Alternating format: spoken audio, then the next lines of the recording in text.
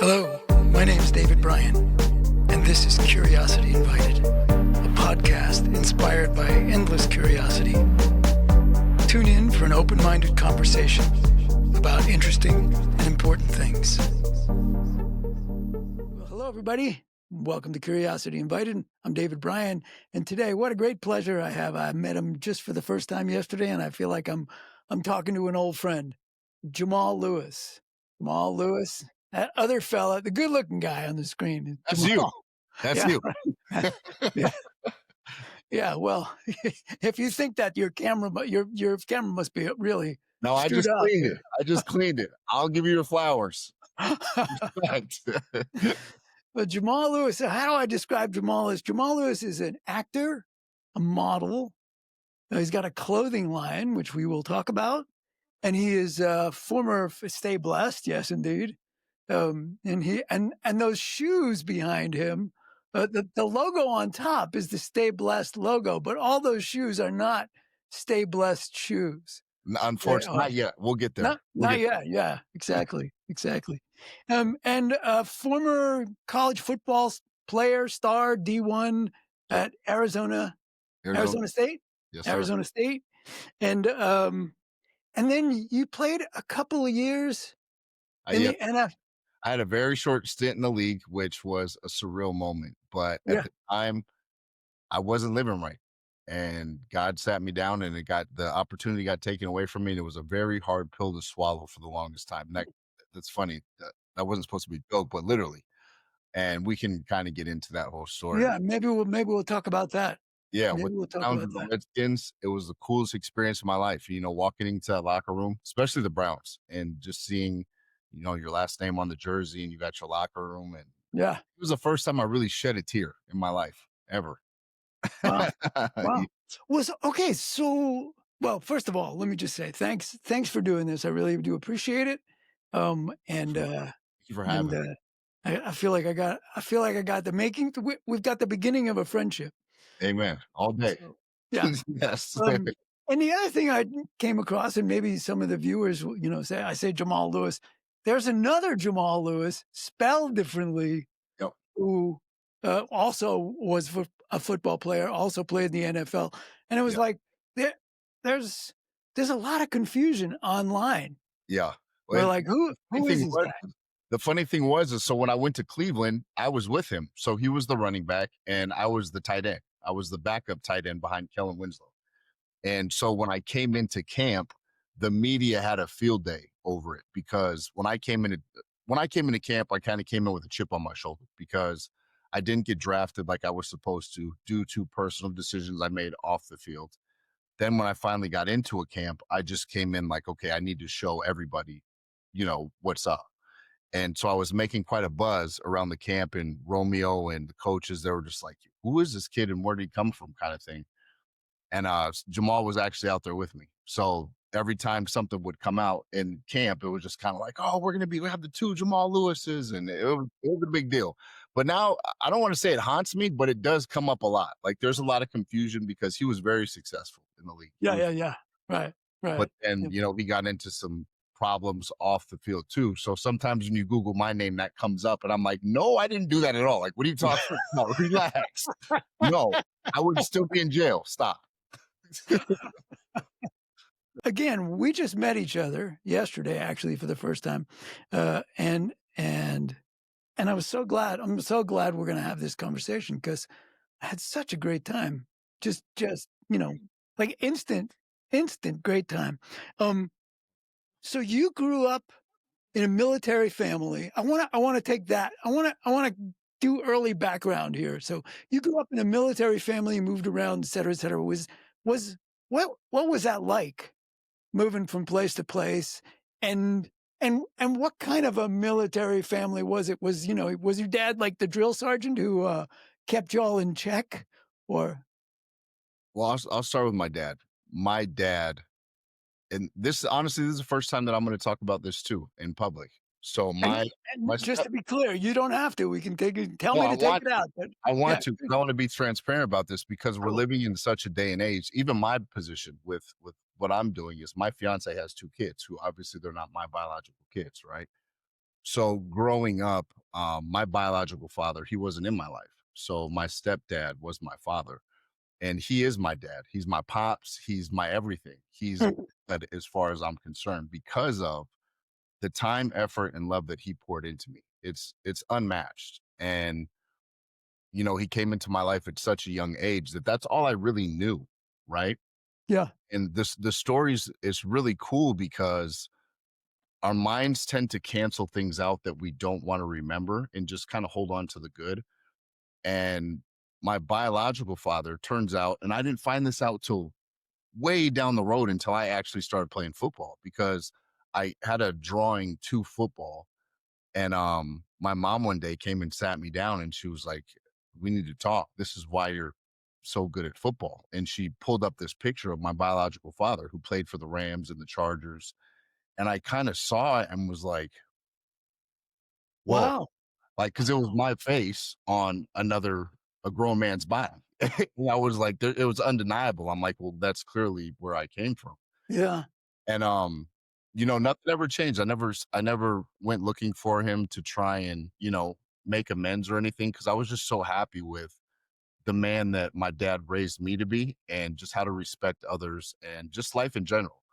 And I think that does come from his military upbringing. He was in the Air Force, but he's not how you would think, like very stern and strict. It was just he's Yeah. a man of integrity.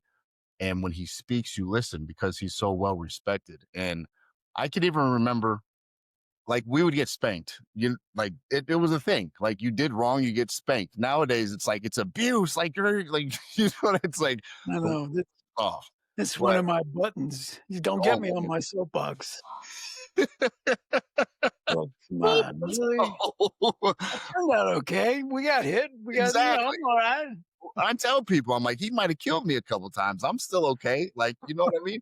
But I deserved it. And I tell the story to my fiance that I can remember a couple times getting into trouble and I knew the spanking was coming.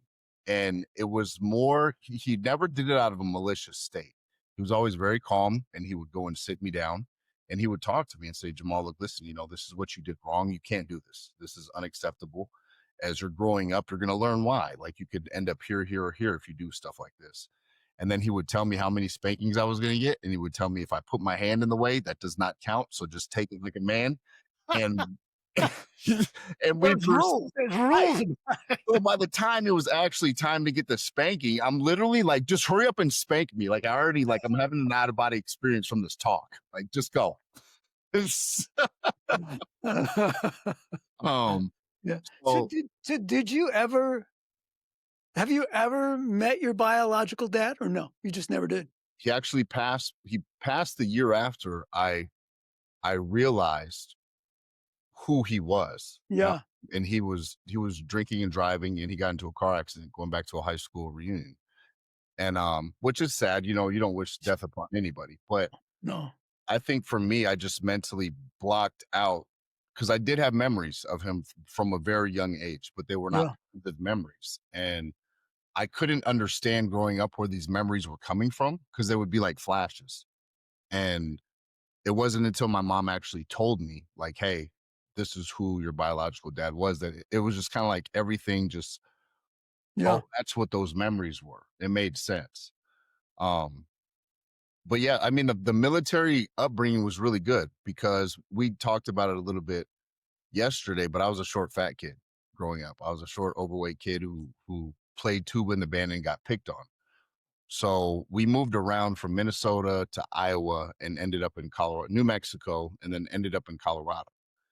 And I was always cool with it because it was like every school that I went to, um, and I think you said something that really it hit me too. Like I was just living life as a little kid, having fun, and it was like I didn't realize that I was a short, fat kid, but it was just kind of like so I was like a happy-go-lucky kid. But when I would go to school, people would still poke at me and laugh at me, and just kind of the Right. typical mean kid pick on. But it didn't really affect me that much. And I didn't. Well, I shouldn't say I didn't outwardly. Inwardly, I was just kind of like, okay, I want to be popular. That's why I decided that I wanted to play the saxophone and ended up playing the tuba. so that whole situation backfired. But I liked being brought up in the military environment because it felt very safe as opposed to today with helping raise these kids. Okay, so yeah, I know from yesterday. I'll just breeze through it, but you so somewhere between 8th grade and ninth grade, I think it was, you just had a growth spurt, and then suddenly this short, fat kid became this kid that people wanted to play football. The coaches wanted you to play football, Yeah. and you did. Yeah. And did you get you you committed to was Arizona State, really the place you wanted to be, attractive? Did No. they no. Not I mean, I really didn't even I had no vision of going to college. I mean, in the first place. But yeah, so going my 7th grade year to my 8th grade year, they had just built a brand new middle school in my school district. And so they were Yeah. giving the kids the opportunity. You can either stay at the middle school that you're at, or you can go to this new middle school. And that summer, I literally ate and slept and ate and slept and ate and slept. And my mom thought I was sick. She was like, "Are you okay?" Like, and I was just like, "Yeah, I'm Yeah. just eating and I'm sleeping."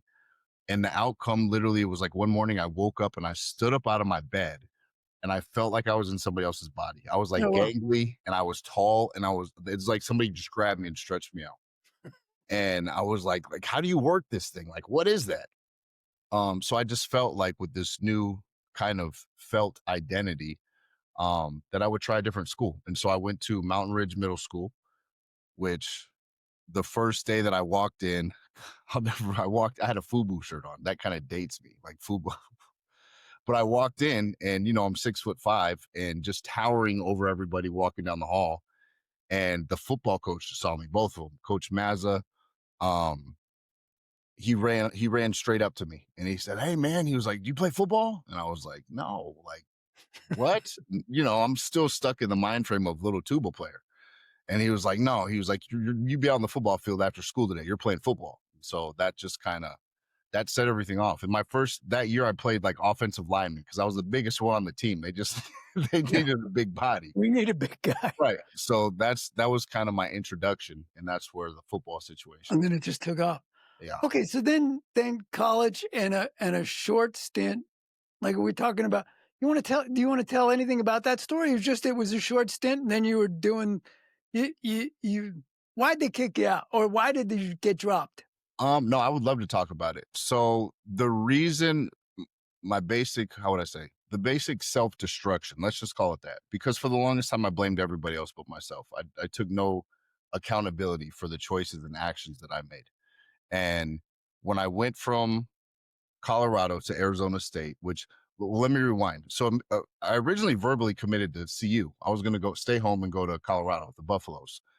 And I went on my recruiting trip and then I came back home and literally the next day, Coach Barnett, who was the head coach at CU, was in the news and he was being, I don't know if he was being sued or but they brought to light that they called it the recruiting girl scandal.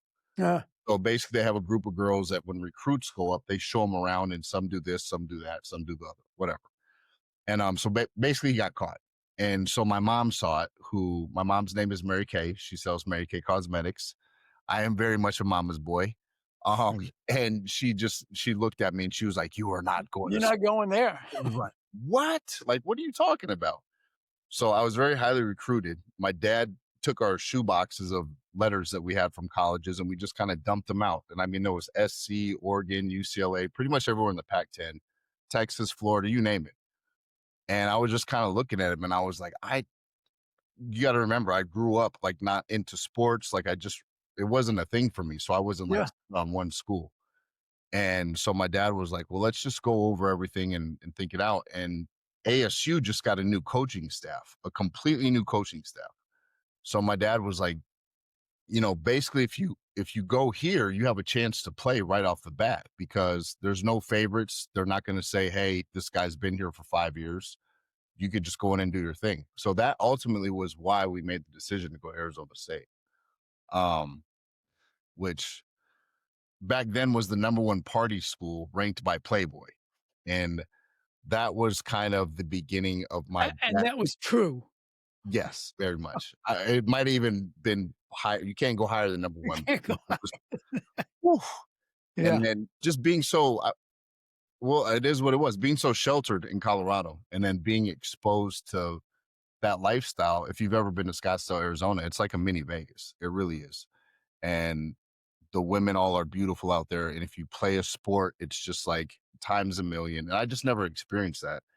And so for my first 2 years, I was just kind of quiet under the radar, getting to learn college and doing my thing. I had a solid girlfriend. But then it was going into my junior season, which I redshirted.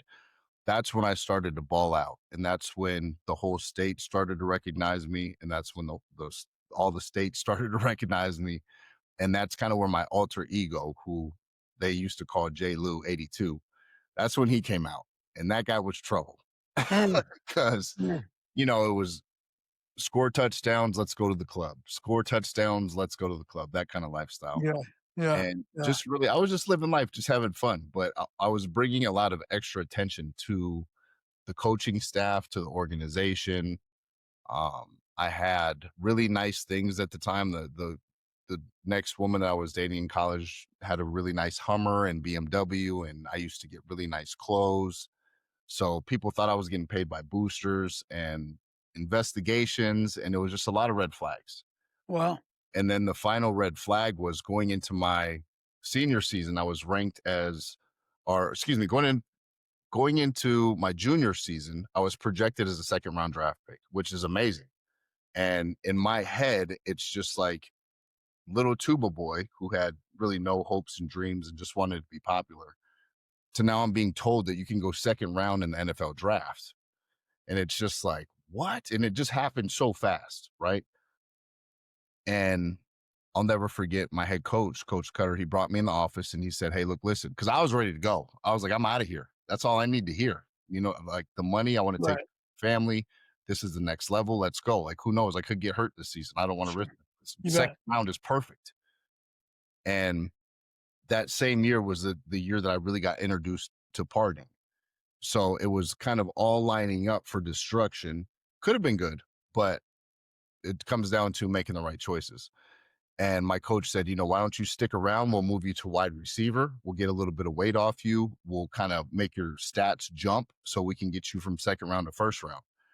And my parents were like, "Just do it." They're like, "Just stay in school. This is your only time." And so obviously I listened to my parents. And then the week before our first game, I went out to a strip club with my buddies and had been drinking and got pulled over. And that was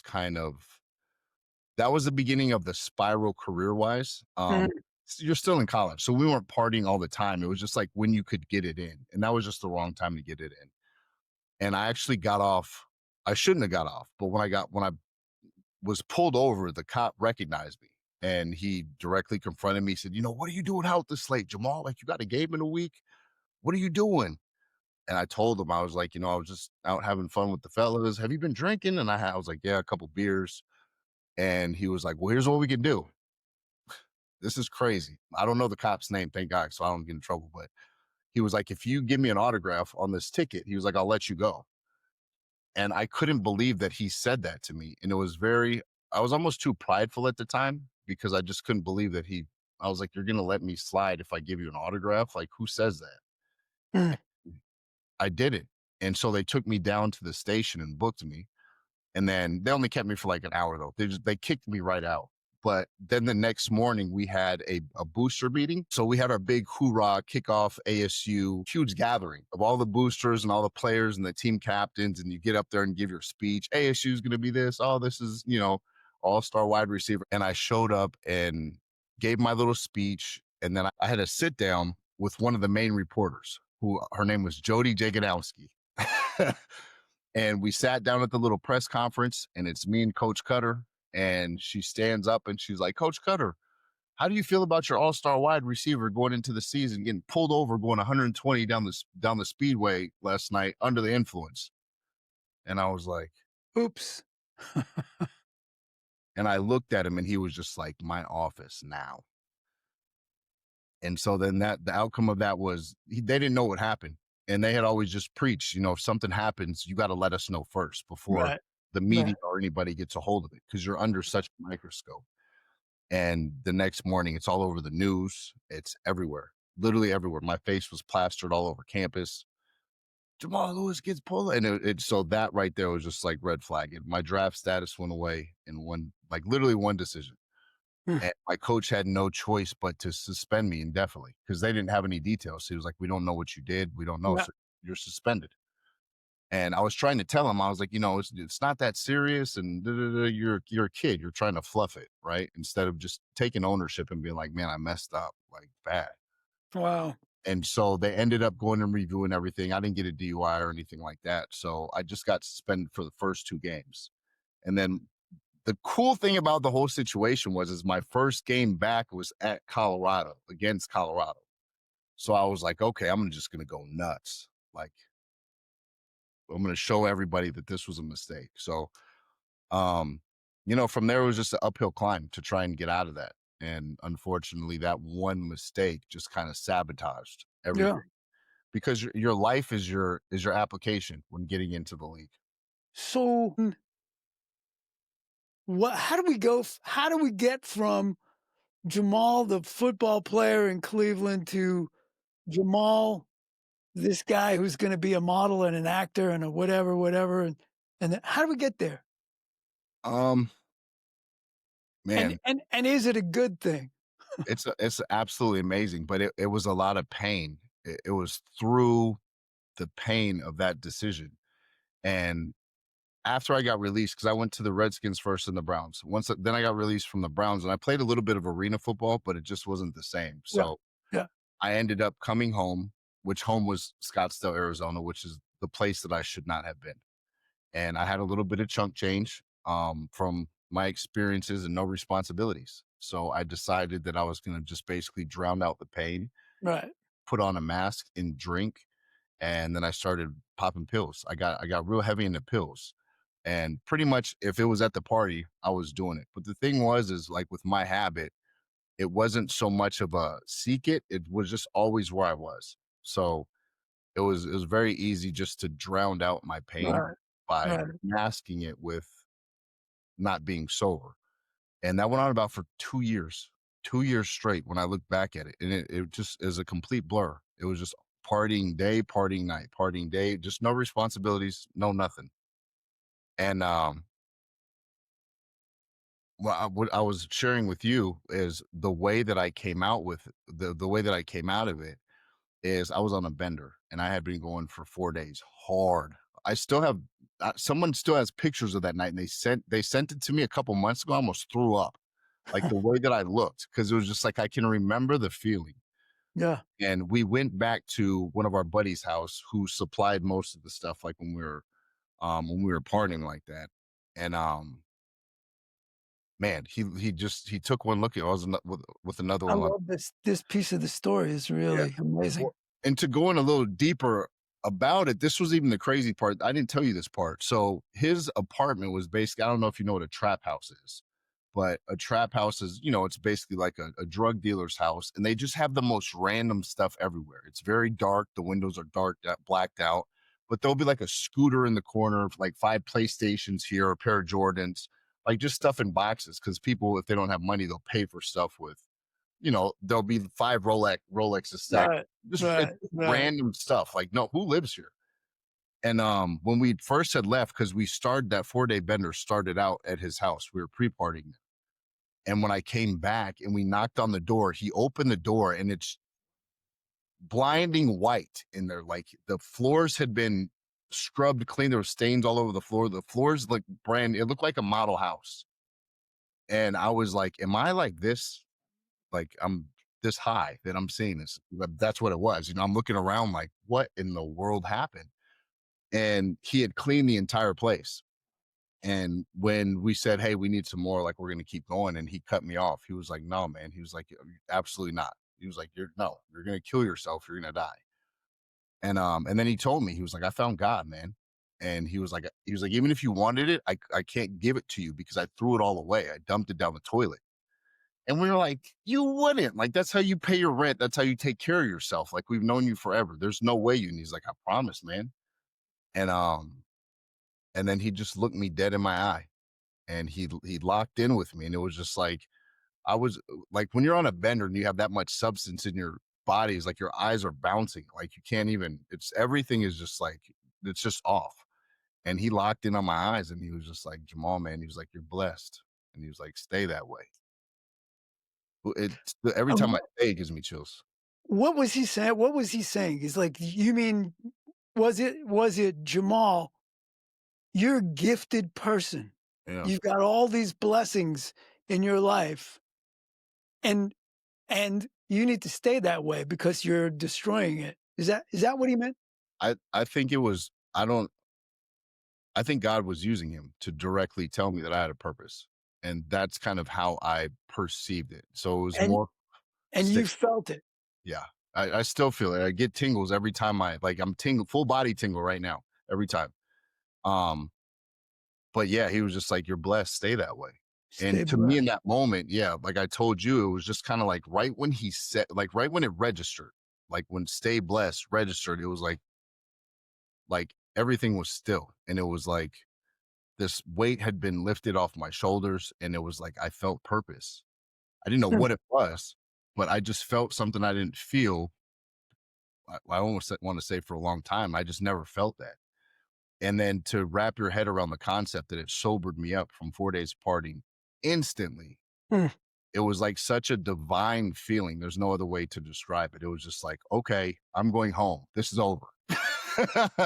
I'll see you when I see you. But yeah. And so then from there, I didn't know what I wanted to do, but I knew I needed responsibility in my life. I'm like, that's the primary purpose why I'm getting to all this trouble is because I have no responsibilities. I have nothing to Right. fill my schedule time. So I got on Craigslist and I just started looking for 9 to 5 jobs. And Oh, wow. they had a part-time job at a solar company, which was working in a call center only for 4 hours a day. And I was like, well, let's just start there and see how that goes. Then now I have responsibilities every day. And if somebody's like, hey, you want to go party? I can say no because I got a job. Right. So I did that. And I worked literally for it was less than minimum wage. It was like 750 or something an hour, maybe 850 at the time. And you and did it it worked. In other words, it even that minimal responsibility, you weren't well, I don't know if you were tempted, but it didn't you were able to stop doing whatever you were doing, drinking and pills and whatever. Yeah, so I think no, I think the cool thing about it is I've always been good with structure because of my father. Like the Yeah. way I know, Right. like I have something that I know I need to be at for whatever Right. reason, because I understand the importance of or the importance of I guess identifying addiction, and there's different kind of addictions. But for me, like I can turn it on and off. It's not like a thing where I wake up in the morning I have to have a drink. So it's just like if I'm not around it or if I have responsibilities, I don't like crave it, right? Are you a So person with enormous willpower? I think Were you always like, if you decided? it's yeah, it's done. Yeah. Yeah. The thing was is I only when it comes to substance abuse, I only have one speed. Like Right. I can't go to an outing and have one beer and just be like, okay, I'm going home. It's like Right. green light, let's go. But Yeah. oh, There's there's structure suddenly, yeah, but then somehow you made it to Hollywood and yeah. yada yada. Yeah, so I Yep. think the structure of that eventually helped me come out of it because just like you said, I still would have the weekends open, so I would still have fun on the weekends, but I would have that responsibility. Got it. Then the owner came to me because I was crushing it setting appointments, and he offered me a manager position. And so within three months, I was the manager of his solar company. So now it went from 5 days a week to every single day. Now I'm the manager. Now there's more responsibility. Now I'm like, okay, there's no room for error at all anymore, which was Right. perfect for me. Right. And then my fiance hates when I say this, but that's how it happened. It's my story. But the girl who I was, she's like, why don't you just say it's your friend? But it's Okay, why you so bring your up- friend came to you and said, sorry, babe. just I'm between us. sorry. It just is what it is. I'm sorry. Well, not my friend. Okay, so my friend at the time um, was like, you should model and act. And like literally, I was horse laughing. I've never laughed so hard in my life because the way that I perceived modeling was very feminine and baby oil, speedo, that whole nine. And I was just like, no, like I put on helmets and I knock heads. I'm not putting on baby oil and a Speedo. That's not, it doesn't work that way. And my friend actually got me an audition and was like, just go, just try it and see what happens. No matter. Went down there and I auditioned and they called me a week later and they're like, hey, you booked it. You And got the gig. I was like, what? Are you serious? And I was like, okay, that's cool. So I literally showed up. It was for a national commercial. Bring your Speedo. Pretty much. So I, it wasn't a Speedo, it was swim trunks, but the baby oil was there. Right. But I showed up to a casino down in Tucson, Arizona called Casino del Sol, and they were doing their first national campaign. They shot a national commercial. And I literally stood at the pool all day with baby oil on and a platter tray of fruit and was serving women and the whole like literally getting paid. And I'm like, this has got to be illegal somewhere. Like this isn't really This seriously. can't be okay. Yeah. And so I didn't know the rate. I didn't know anything. I just knew that they told me to be Yeah. here. This is what I knew nothing about the industry. This is my first ever anything. And so then about 2 weeks later, my day rate showed up in the mail, which it was a $3,000 check. And I was like, I felt like I Pretty just cool. stole like $3,000 for that. But then on top of that, it was a national commercial. So then you get residuals for 18 months on it. And I was just like, okay, I'm going to look a little bit further into this. Yeah. And so that's when I started submitting onto things like Model Mayhem. Just in Arizona, it was little stuff. Some Yeah. stuff was paid, some stuff was like $50, some stuff was trade for pictures. And then it just got to a point where I was booking so much stuff out there. And then I had just booked LA Fashion Week out in LA. Somebody had saw me on Facebook and was like, I'd like for you to walk for me in LA Fashion Week. And I was just like, all right. Like, because runway's even another like Yeah. runway to me wasn't modeling. Like that's something completely even more different, which that's like beyond the baby oil and Speedo to me. And then it just got to the point where I was just like, okay, I'm booking a lot out here. Like, Right. I'm just gonna move to LA. And I packed up and I moved to Marina Del Rey. It was beautiful. Oh, I loved it. Yep.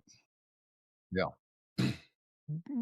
But then when did the well, I don't even want to just go through there. And you got to tell a story about when did the clothing line come in, Oh yeah.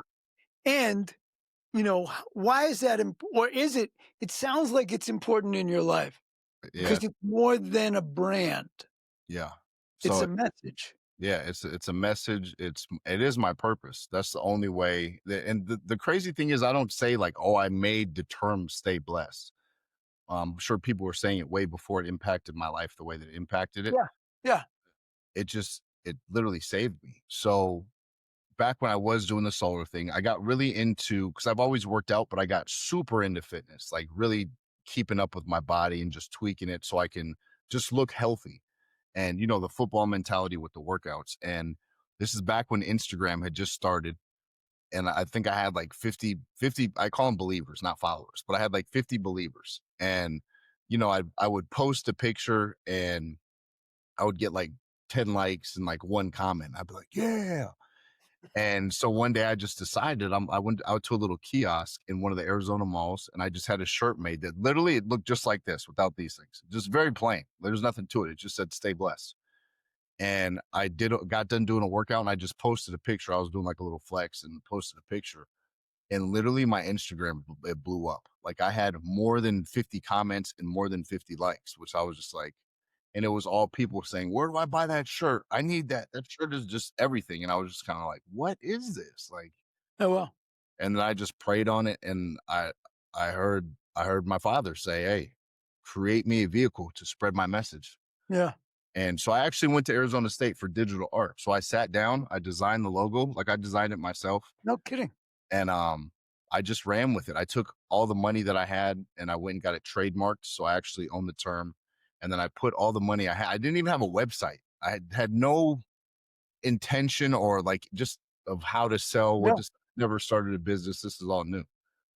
And so I just bought up all this inventory and I literally just started giving the gyms that I was going to, I just started giving it to people. And if someone hit me, I would just be like, yeah, send me your address. I'll send it to you.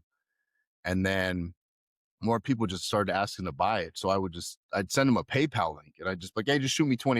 I got you. It's all good. So it started just real unhinged. yeah, Yeah. compared to where it's at today. So, and there's been a lot of trial and error and mistakes and all kinds. I will say that the thing that, and I don't know how you feel about this. We didn't speak about this at all. But the thing that I loved about it when I saw it and when I've been thinking about it is so for you, it's clear, it is rooted in your belief in God. But there's a way in which, you know, people are blessed with they don't need a belief in God to be able to recognize and be grateful for all of the, call it luck, call it like happenstance, like, people get born with all sorts of different life could be so much more difficult for everybody, That part. all sorts of different ways. But it's not, Yeah. right? It is what it is. I mean, and that's not because of anything necessarily you've done. You got born with the brain cells that allow you to XYZ. Yeah. You bumped into the right person at the right time and learned something that changed your life. That's so there's a way in which that's a although it is although it can easily be linked to a deity. Yeah. It it doesn't need to be, and it's still true. You should stay blessed, stay recognizing that whatever your situation, there's a blessing, That right? I mean, Oh, you just gave me goosebumps. Yeah. so And when I think that's it's the powerful. It's really powerful for me. It's a yeah, really powerful. I love it. And I Yeah. already I already thanked you off, but I do want to thank you because it means the world to me. And it says so much about your character that you made a purchase. Oh, And it's just for me, it's not about the sale. It's about now you're helping spread the message, which that allows me to live in my purpose. That's it. It's very simple with what I'm doing, but it's so fulfilling. Like it feels so good. good. And when you wear it, you'll see like the clothing line. I genuinely believe it's anointed because Mhm. of the most random people who like I'm 6'5" and I'm tatted up. I have tattoos everywhere and muscle guy. And if I wear a cutoff walking down the street, I wouldn't say I'm like intimidating because I don't carry myself like that, but I'm not the one that people would run up and be Yeah. like, "Hey, how you doing?" Let- let's pick on that guy. But when I wear this stuff, I just always get random people, Yeah. older people, younger Yeah. people. They'll walk up and just say thank you, or they'll say, "Hey, stay blessed." And at first I didn't understand it. Like Yeah. people would just walk up and start conversations. I've had people walk up and ask, "Can I pray for them?" just randomly. And we're all walking billboards, and it's however you want to brand yourself. And for me, this is just the most fulfilling thing. Okay. So here's this puzzle. Um, so you were walking through the world, things were going great. You took a wrong turn, Super wrong. U-turn. super wrong. You're circling the drain here in ways, right? You're circling the drain, and and and now you are, well, you you life is going really well. You've got a fiance, you've got this business, you're booking movies, you're still modeling, I don't know, whatever. You Yeah, you're doing this thing, but it's that world that you're living in now, the world of acting, etc. It's filled with it's filled with rejection. And I mean, maybe not. Maybe you are so blessed that everything is yes, yes, yes, we want you, we want you. But it's like, I mean, the people that I know, it's feast and then it's famine, right? You, it's like you get booked for a thing, you get booked for a commercial, a movie, whatever, whatever, and it just seems like life is going, and then it just drops off the cliff, and there's nothing, yeah, and it might be the last time you ever get a movie. yeah. Why? How? Why? Do you not go back to that place where you're circling the drain? That is such an amazing question. Thank you. Thank you for asking that because that allows to further give my testimony of why stay blessed is more important than what I'm actually doing. And when I started modeling and acting, I was having a moral fiber fight with myself because I'm promoting Stay Blessed, but I'm in Big Sean music videos, and I'm in Lizzo music videos, and I'm working with all these celebrities who the industry is very dark, and the message that they're spreading is completely opposite than what I stand for.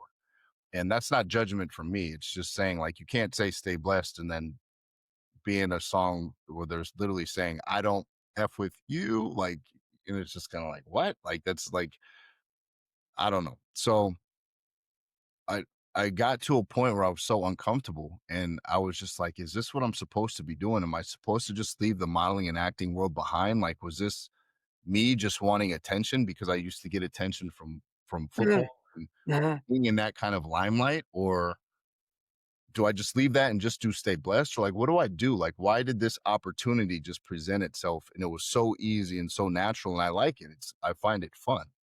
And then at the same time, the parallel of it's literally happened at the same time. Stay blessed in the career in modeling and acting. Yeah.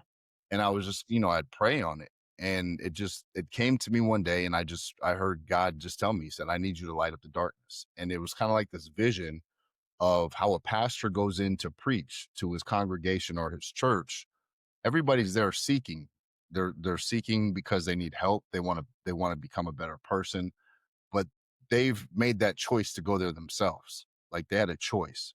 Whereas a lot of these kids, younger kids, older kids, casting directors, whoever's on that set, it's a very, very dark atmosphere. It's Hmm. a lot of demonic symbolism that's being put out into this world. It's a lot of evil people on set that will use the power that they have to manipulate girls or guys to do weird stuff.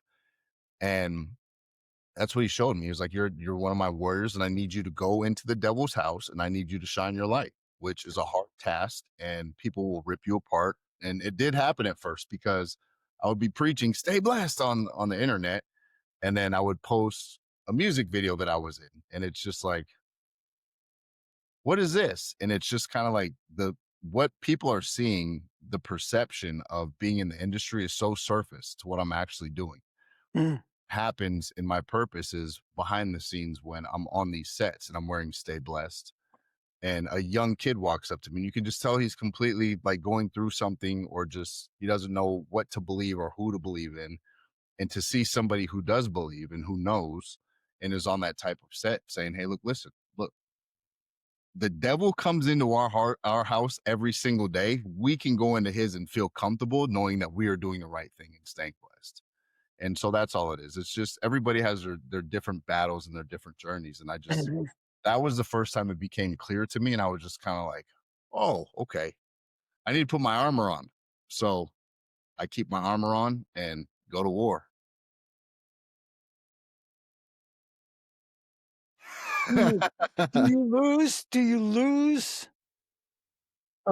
Do you lose gigs because of it? I'm sure I do. I mean, none that somebody has rightfully outspoken At said least, yeah. because of your faith. No. You're you're too good. Yeah. But there's a lot of stuff that I've turned down. I can't count that high how many gigs I've turned down. Oh, and that's what I was going to tell you about the rejection thing too. Is when I first came out here, because anybody in this industry, it's obviously like, my mom thinks I'm handsome. So my mom says that I'm handsome.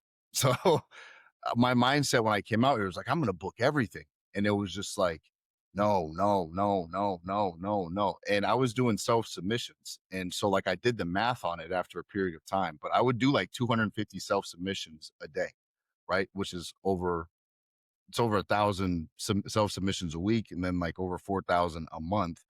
And out of that, I would get roughly like 30 auditions. And then I would actually only book like 10, right?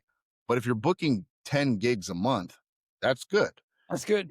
Yeah. So it's just a numbers game. So once I took that rejection part out of it, like I was thinking like you're not good enough. It's no, it's just they're very strategic. Like sometimes they want like an actual like fat, normal looking guy, which it's okay. There's something for everybody. In this one, maybe I Yeah, look too old, maybe I look too young. And right, it's nothing personal. It's just you didn't fit the mold.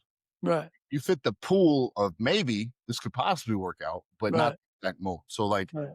I used to tell people when they would ask me, I would just be like, I just look at it as you have to stack your no's to get that yes. The more no's you get, you're the closer you're to that yes. Yeah.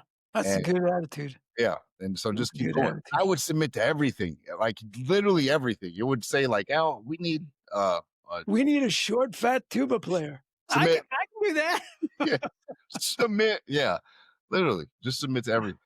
Um, Uh, but another cool thing that I like what you said, about the industry and the workflow of it is you're absolutely right. Like I just got done doing a Nike commercial with CD Lamb, Kyler Murray, which it's a huge commercial. And it's like you get that natural, just like high of being on. For me, like I'm back on the field. I'm back on set doing what I love at this age. mm, I'm 41 now, but I'm still on the field. So I'm just like, wow, like look at God. Like this is crazy. It still ended up okay. But then after that, it's just like, there's nothing for like, right, right. I'm filming here on Thursday. So there's something coming up, but it's a stretch. And so Yeah, that's what I love, having the clothing line and having these other outlets of yeah, sponsorships. And the gym is I stay in the gym. My fiance will tell you it drives her crazy because I won't even let her work out with me or come with me. And she's just like, why can't I'm like, that's my therapy time. That's me time. I put my yeah, yeah. music on, world off, and it's just go time. Mm. Yeah. Well, unfortunately, I am looking at the clock here, and I'm Ah, seeing where we got a it's like phone that call. that is just like, wow. Um, so there's probably gonna be a second one of these down the Let's road. You do it, can say man. no to it, I but would love to but take you out to dinner too, brother. yeah. Sure. Well, but when I come to LA, and I do periodically, Yeah. Dinner's yeah, on me. yeah. Yes. Okay, fair enough, fair Yep. enough. But, if we stopped right this second, 10 minutes from now, you'd be going like this. What? Oh, man, I wish I would have said, "What is that?" Um, I think more than What do you wanna leave folks with? well, one's a promo, but but no, I think more than anything, just no matter what you're going through in life, just as long as you believe in yourself first, it starts with believing in yourself. For me, it's believing in God, right? But I don't like to force that down anybody's, belief system. But believe in yourself, have faith in God, and just know that everything that's happening in your life is for a reason, whether it's good or whether it's bad. And you can Mhm. recreate yourself as many times as you want to. And it's possible. And it just comes with a mindset that is so consistent and so locked in on your goal that you won't stop until you get there. And I'm nowhere even close to my goal, the bar that I've set. We're en route, we're going straight at it. But yeah, I have we just got done working on this is my second feature film that I just shot where I'm the actual lead, like the Really? main character energy. And it's a Christmas movie. And I want to give a huge shout out too, real quick, to Jamar Hill. He's the writer and director of it because they had already started working on it in another space and he kind of decided to redo it. And he cast me as the lead. And I said, look, man, I don't know if I can do it because like this is a love story. And you got to kiss and portray love. And I was like, I won't cross that line because I have a fiance. And I think he thought about it for a day or two. And then he got back to me and he said, we'll cut out the kissing scenes. Let's go. And I said, man, let's do it. And we shot it, knocked it out. And the full trailer is not out yet, but the little snippets out. But yeah, it's supposed to drop by Christmas. So I'm excited. What's the title? What? It's called First Christmas Home. Yeah. First Christmas? First Oh, Christmas Home. Yeah. It's about a young man named Malcolm who went to jail for something he didn't do. yeah. And he gets out and falls in love with a cop. So it's pretty interesting. It's pretty cool. Yeah. Well, Jamal Lewis, Yes, sir. what a pleasure. What a treat both put now spending an hour with you and putting a face to it. There's no way that was an hour. Unbelievable. An hour. I know, it's just wild. So so, yeah, yeah.